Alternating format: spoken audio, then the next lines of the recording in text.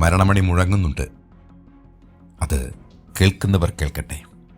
ഇല്ലെങ്കിൽ നാളെ നമ്മുടെ മക്കൾ ചോദിക്കും, അച്ഛാ, പ്രൈവറ്റ് ബസ് എന്നൊരു സാധനം ഉണ്ടായിരുന്നു എന്ന്. പ്രൈവറ്റ് ബസ്സുകൾക്ക് മരണമണി മുഴങ്ങുന്നു. ഡീസൽ 105.66 എന്ന ചോര കുടിക്കുന്ന ചിലവ്. ഇന്ന് കേരളത്തിൽ ഡീസലിന് ശരാശരി 99.46 രൂപയാണ്. കൊച്ചിയിൽ 94.52 കിട്ടുമെങ്കിലും ഇന്ത്യൻ ഓയിലിന് 105.66 കൊടുക്കണം. 10 വർഷം മുമ്പ് 50 ആയിരുന്നു. ടിക്കറ്റ് നിരക്കോ അത് ഇരട്ടിച്ച് പോലുമില്ല. ടാക്സ്, ഇൻഷുറൻസ്, ലോണ്, ഡ്രൈവറുടെ ശമ്പളം ഇതൊക്കെ കഴിഞ്ഞാൽ ഉടമയുടെ കയ്യിൽ ബാക്കി ബെല്ലടിയുടെ ശബ്ദം മാത്രം.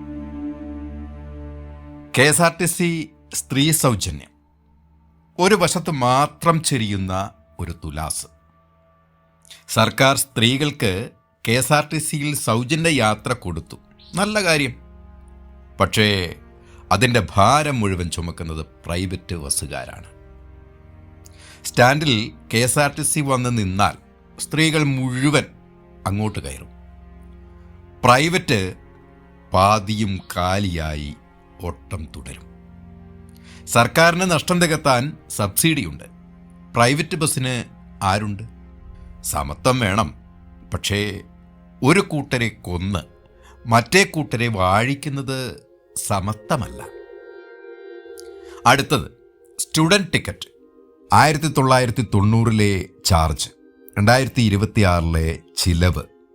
ഇന്നും ഒരു സ്റ്റുഡൻറ്റിന് ചാർജ് 1 അല്ലെങ്കിൽ 2 രൂപ. മിനിമം ചാർജ് പോലും കിട്ടില്ല. 1990 ഡീസൽ 10 രൂപ ആയിരുന്നപ്പോൾ അന്ന് നിശ്ചയിച്ച നിരക്കാണ് ഇപ്പോഴും നടപ്പിലാകുന്നത്. ഡീസൽ 10 ഇരട്ടിയായി, ടയറിൻ്റെ വില 5 ഇരട്ടിയായി, ശമ്പളം 8 ഇരട്ടിയായി.